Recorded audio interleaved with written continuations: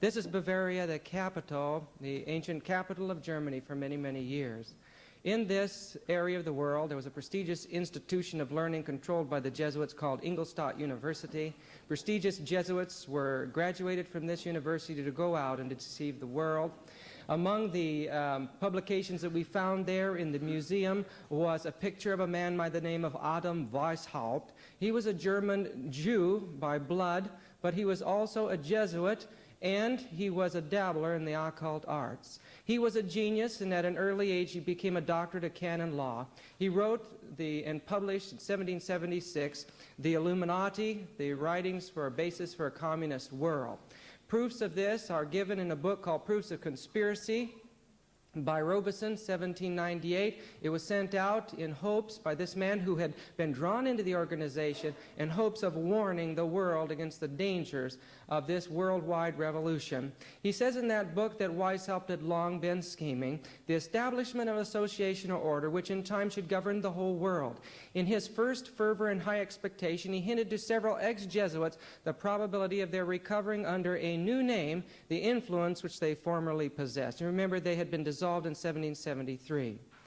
The influence which they formerly possessed, and of being again of great service to society by directing the education of youth of distinction now emancipated from all civil and religious prejudices. So Weishaupt approached Jesuits, and Jesuits, though they had been secularized, they laid the foundation for another great society, and I believe this is a branch of the Jesuit order. I still feel today that they have a strong connection in the Illuminati.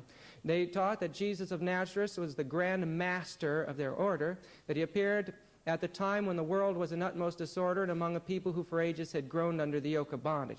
He taught them the lessons of reason. To be more effective, he took in the aid of religion, of opinions which were current. And in a very clever manner, he combined his secret doctrines with the popular religion and with the customs which lay to his hand. He concealed the precious meaning and consequences of his doctrines, but fully disclosed them to the chosen few. In other words, Jesus is the master of the secret societies. And he taught that the world would be brought into a state of liberty and moral equality. They taught a natural goodness in every man.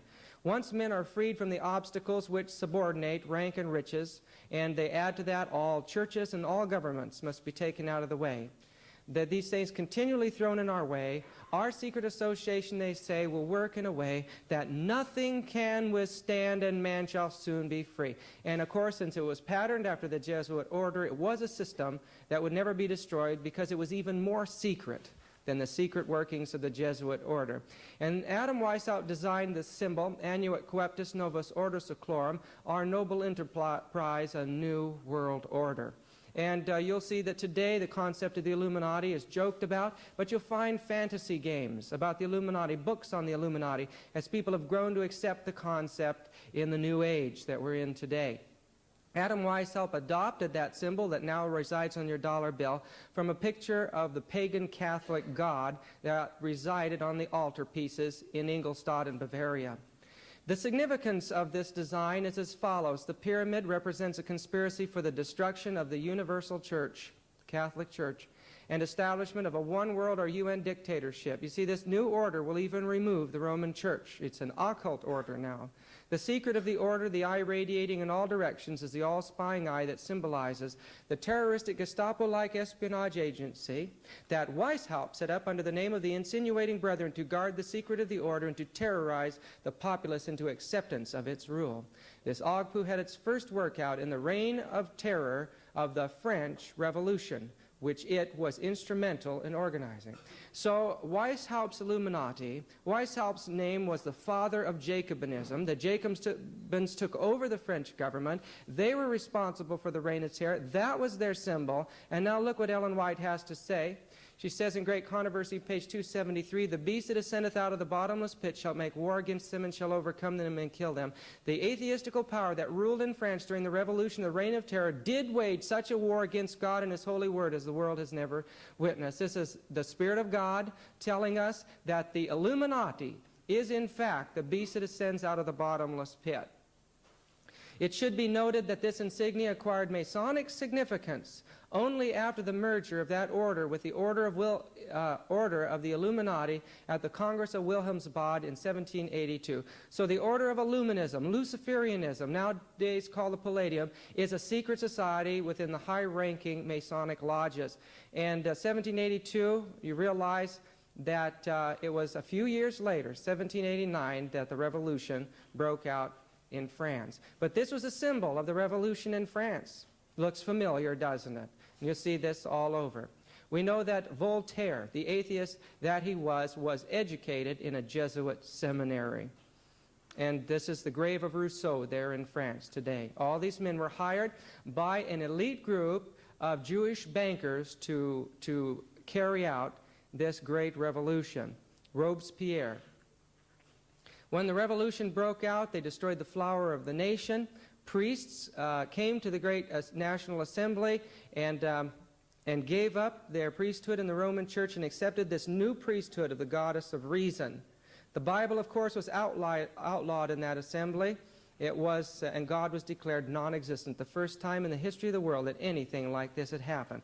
But don't think for a minute that there wasn't a belief in the supernatural. No, whenever atheism comes, the belief in the supernatural rises. And in the court of Louis XVI, there were astrologers and astronomers. The great Cagliostro, a Mason and a devil worshiper, did his magic in the courts there. So you'll find the ascendancy of psychic and supernatural activity when they do away with religion. But even this man, a high-ranking Mason and a member of the Illuminati in the height of the revolution, was butchered when he tried to flee the country. They couldn't even control it once it let go. And that's the same way it's going to happen at the end of time. There'll be slaughter from one end of the earth to the other. When we went into the Communist Museum in East Berlin on the history of communism, the first the display we walked into was on the French Revolution as the beginning of communism, 1789. So here is your beginning of communism. The word commune came from it was a French word for how the French lived, the houses around a court. Commune, communism. When Napoleon tried to set up a Holy Roman Empire, he refused to acknowledge the Pope as the head of it, rather placing the crown on his own head. In this way, through the work of the Napoleon, his troops, Berthier, that went down into Rome, the Pope lost his ecclesiastical power. And the prophecy of God, the 1260 days, were perfectly fulfilled at that time. You see, these things are essential to our understanding of prophecy, to understand the history of these things. Following Weishaupt, a man took over the inside of the secret societies to lead out in world revolution by the name of Mazzini. Mazzini was a genius, and very few of us can comprehend the type of minds these men had. Photostatic memories, who had great capacity. They were devil worshippers, so they had spirits working in them to give them amazing talents and ability. Now, research dug up letters from Mazzini, which revealed how the high priests of the Luciferian creed keep their identity and true purpose secret. In a letter Mazzini wrote to his revolutionary associate, Dr. Burdenstein, only a few years before he died, he said this: "We form an association of brothers in all points of the globe." Now, that's an admission, documented, that their secret society is universal. We wish to break every yoke. Their goal is to destroy all governments. Yet there is one unseen. There's a yoke, unseen, that we can hardly feel. Yet it weighs on us. Where is it coming from?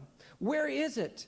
We don't know. Nobody knows, or at least nobody tells, because this association is secret even to us, the veterans of the secret societies. What might that secret society be? You see? The secret society, I believe, that spawned it, the Jesuit order, is there. And this man wrote fluently and spoke fluently in 16 languages. He was the world-renowned scholar in occult and devil worship in his time. He became the great master of Masonry. He was called the Pope of Masonry in the United States. Mazzini brought him in, and they established both a satanic cult and also a Luciferian secret society for the 32nd and 33rd degree Masons.